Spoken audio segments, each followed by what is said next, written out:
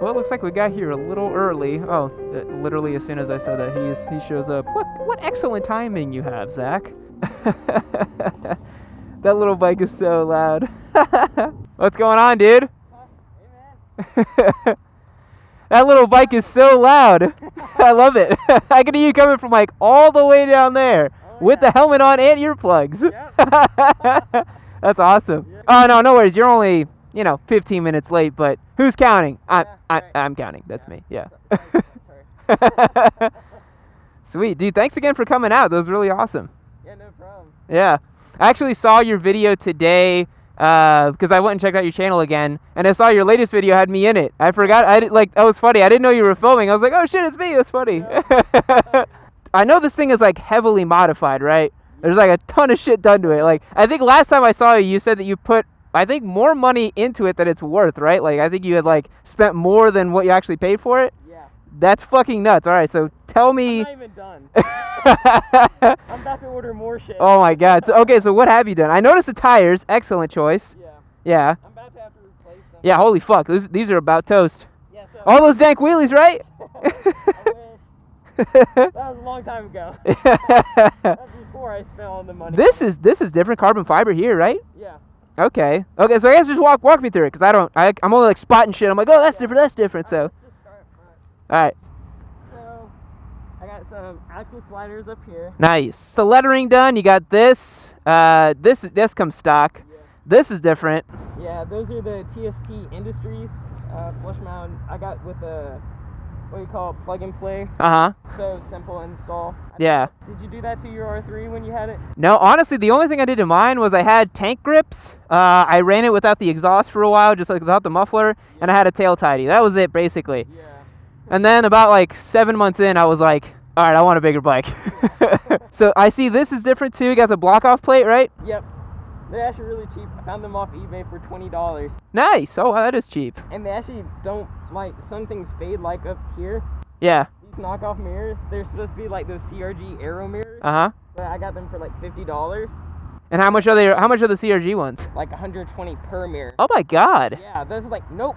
Yeah. Did you do, I know a really popular model, one I was going to do is you swap out something in the forks, right? I think it's the actual spring or something like that. You make them a little stiffer, because I know the front suspension is a bit not as great from factory, and a lot of people like make it better. So, yeah. Have you done that or no? No, not yet. And it's really expensive though, honestly. I remember when I looked into it, I think it's called a cartridge kit, and it's like $800 or something. I'm like, I'm not paying that shit. Full suspension kit if I really want better suspension. Yeah, at that point, that's a track bike, and just call it a day, yeah. With Olin suspension, it's a track bike. Yeah. It's so funny because like it's so familiar to me because I rode them for so long. I'm like, this is great. It's a little bit faster than stock. Oh yeah, I bet it. I want to see the difference in power. Yeah.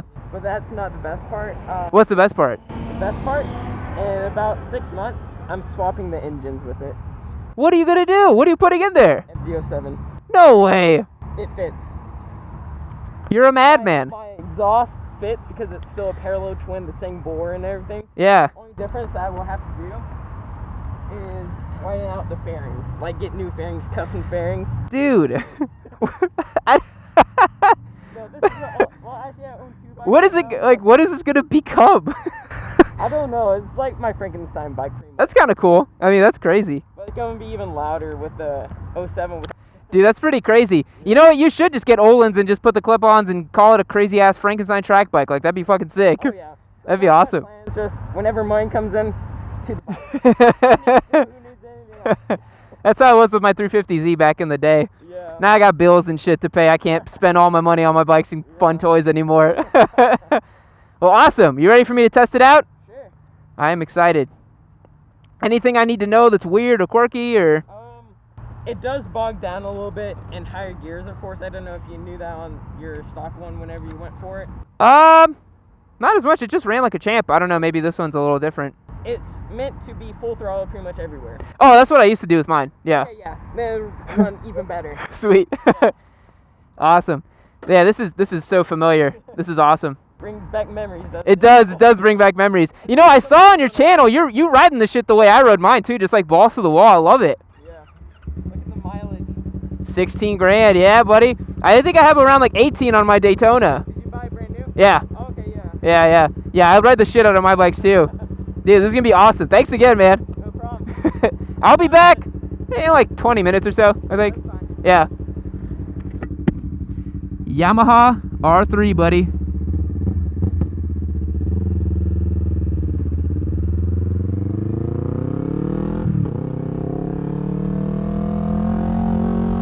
This brings back memories. This bike's way louder than the one I had, though.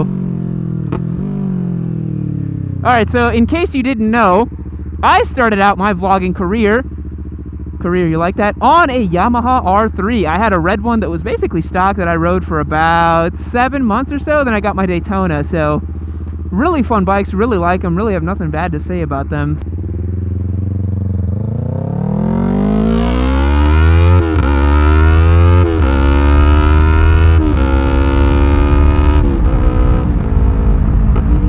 This thing runs smooth as hell. Oh my good God. And it's definitely got a lot more punch than the R3 I had. Holy shit. This pulls way harder than the R3 I had. That's awesome. This thing's great. I love the R3. It's such a fun little bike. I had so much fun when I had mine. They're so comfortable. Compared to Super Sport ergonomics, these bikes are just like massively comfortable.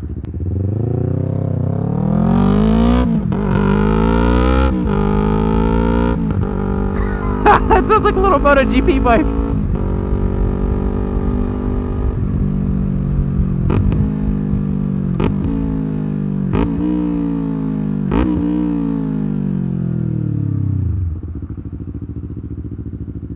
This thing's fucking awesome. That's so much fun. Honestly, man, riding all these bikes around makes me really wish that I had an exhaust on my bike. I cannot get this bike into neutral.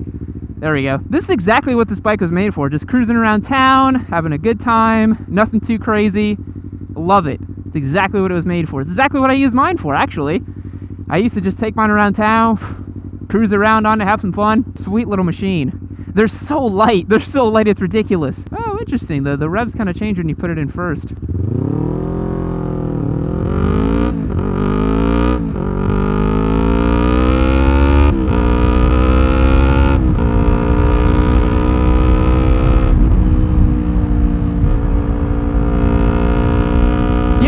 You don't even want to like street Rossi it up with this bike. It's so comfortable and just nice. You just kind of want to just dick around on it, you know?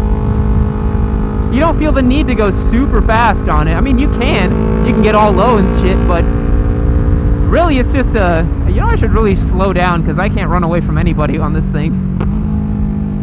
Let's actually go the speed limit. It really is great for beginners. I mean, it's so docile. The seating position is so comfortable. One thing that this one has, unfortunately, that mine didn't have is the handlebars are really, really vibrant. I feel a ton of vibration coming through them. It's probably because it has a full goddamn exhaust. This exhaust is straight up Royal Jordanian status. This is fucking insane.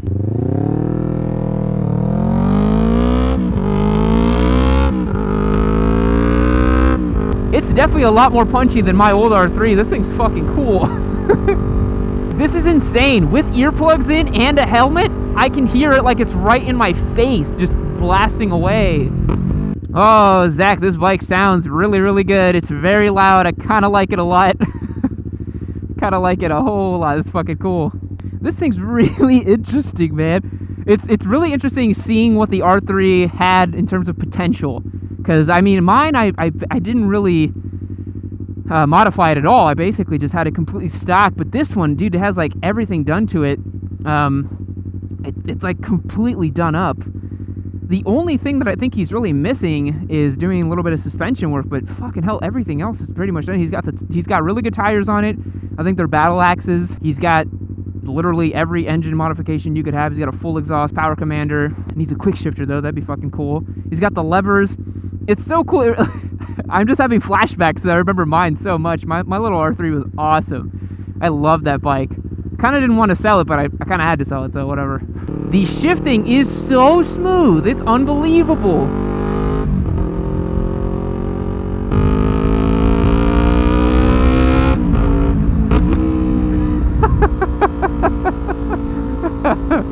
That sound is so much fun. All right, you ready? Full throttle, fourth gear. Oh, it's so playful. So playful.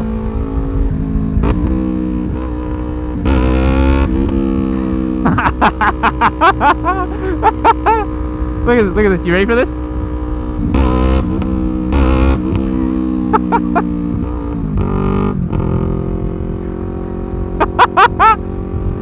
I think this is the loudest bike I've ever ridden. This thing is so loud. Oh my god. It's so cool. You get so much from it with the, you know. Okay, I'm gonna perhaps recant an opinion I've had for a while, right? I've always thought that loud exhausts were a complete waste of money. I still kind of believe that, but at the same time, for the amount of fun I'm having and the amount of feel that I get from it, I think it's worth the money. This is really, really cool. One thing that's really, really changed from the R3 that I had compared to this one is the throttle response is much sharper than the R3 I had. You can actually blip the throttle really, really nicely. You can just boom, boom, boom, like switch those gears really fast. On my old R3, you had to really work for the downshifts. You had to really rev it. But this one, it's just...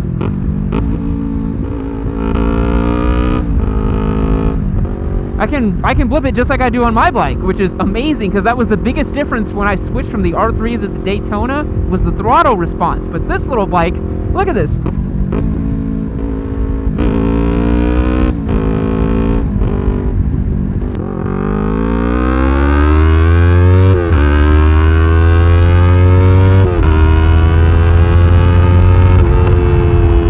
Let it overhang.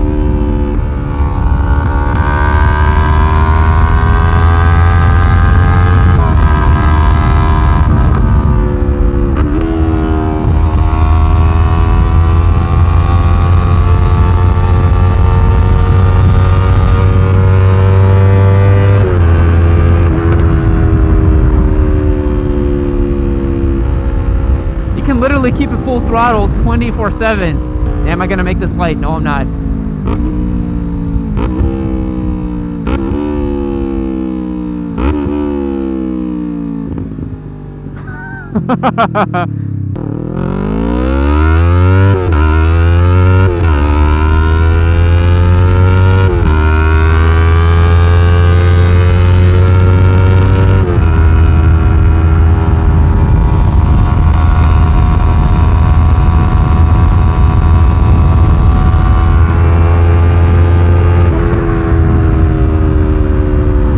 See, what else do I like about it? I think the thing is the R3 is just, it's such a great little bike, you know, and I don't mean that derogatorily. I mean that it's such a great playful little machine. It's not scary, it's not intimidating. You can get on it and you can just have so much fun, and it's such usable performance. Like just back there, all right, yeah, I was probably, you know, I'm not gonna give anything away, but I was breaking the law for sure. But it's nothing obscenely dangerous, you know? Whereas on my Daytona, if I was topped out in fifth like I was back there, I'd be doing damn near 130 miles an hour. That's a different story than this, where you're doing maybe like 75. I don't know. I don't look at the speedometer. It's power you can use every day, all the time, everywhere. You can full throttle it at any given point and nothing really happens, and that's a good thing, you know? But that's the thing, it's a usable sort of performance. It's nothing that's gonna get you in too much trouble. It's nothing that's gonna really cause, I have to yell to get my damn voice to come over this thing. I can safely say that if you're riding out in the twisties, at least around here where I live, you can use 100% of this bike and have yourself a damn good time, which is not something I can say for my bike. It's interesting being back on a smaller bike after having been on my big bike for so long. Do I miss the power? Of course I do, right? Of course I miss having gobs of torque and power whenever I want it and just gunning it and riding really damn fast, right? And just having that smooth super sport feel. But is it absolutely necessary on the street? No, it's not really. I mean, you can have so much fun with a bike like this. You can really just explore its limits. You can play with it. Is the suspension a little sketchier? Yes. Are the tires a little worse for wear? Yes. They're not as great. They're not as wide. They're not going to be as good. But honestly, that doesn't really matter. Like, it just makes it a little more sketchy, a little more fun to kind of tool around with. And it's really cool to see what the R3 can become when you start adding some really interesting parts to it, like a full exhaust, really good tires, I think he's done the throttle tube modification. There's no way this is stock. You know, levers, taking the mirrors off, just all these little things that really, they seem like a bunch of little parts that don't mean much, but on the whole, they add up to a really cool experience and a really cohesive bike. Zach, this bike is great. I really, really dig it. Like, this is really cool. And if you ever do the thing you were talking about with putting an FZ07 motor in it, you call me up, because that's going to be a sick bike. It is kind of crazy how different the throttle, the clutch, and the motor feel whenever you have like a power commander, I guess the throttle tube. It feels nothing like my old R3 used to feel like, honestly. It's completely changed the character of the bike. It's much snappier, much sharper, much, much better.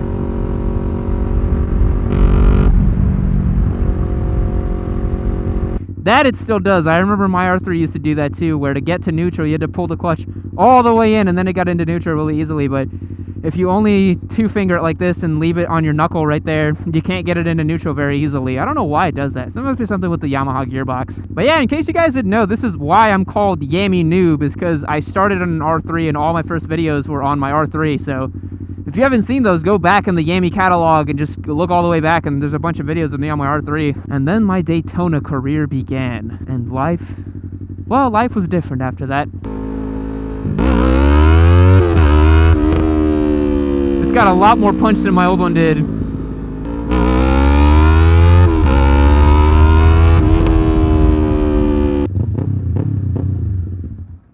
Oh, what a fun little bike.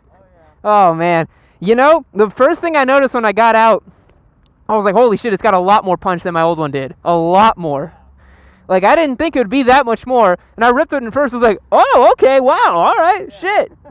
Yeah, that's why I love it so much. That's why I didn't get rid of it. Yeah, it's really not that bad. Like, I remember, because like, it's so cool, and this is something I said in the video. I was like, it's so cool seeing what it could have been, you know? Yeah. Like, I was riding it, and I was like, this is so cool to see, like, what it could have transformed into. This is so rad. Did you get a new throttle tube? No. Really?